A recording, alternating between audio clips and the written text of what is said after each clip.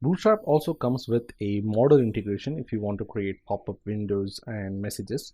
So let's see how we can work with models here. So I'm just going to add the snippet and let's tab this a little bit in.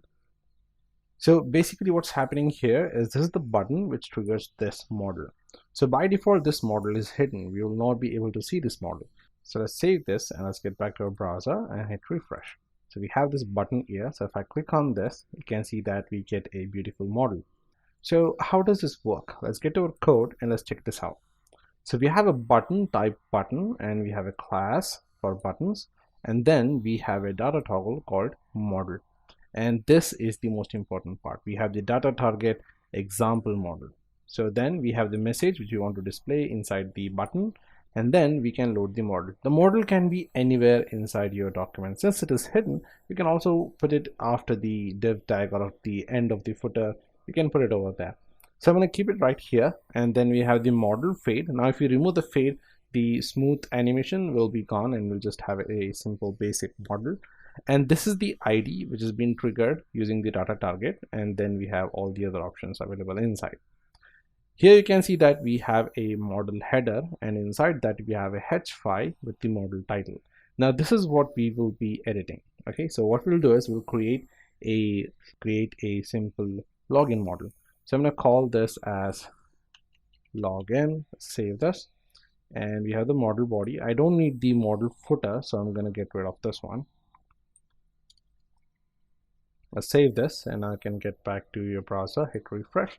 If I click on launch model demo, we'll get the login and we have this 3 dots. So instead of this 3 dots is where I need my form. So let's get back over here and I'm going to get rid of this one and let's add in our form.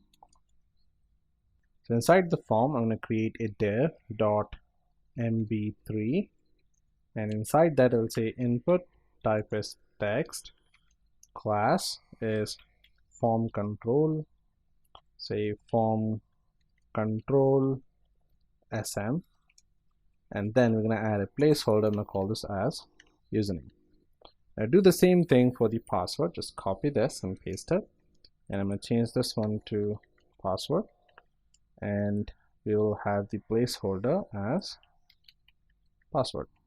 Okay, let's copy the same thing again, let's paste it. Now this time it's going to be a submit button, and the class will be btn success, and instead of placeholder we're going to give a value for this. So I'm going to say value is login as admin. Let's save that.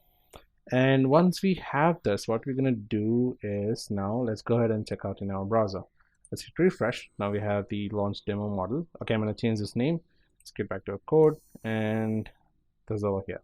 So I'm going to call this as account. Okay, so let's get back to our browser. Let's hit refresh. We have an account. So if I click on this, I get a model with the username and password where I can log in as admin.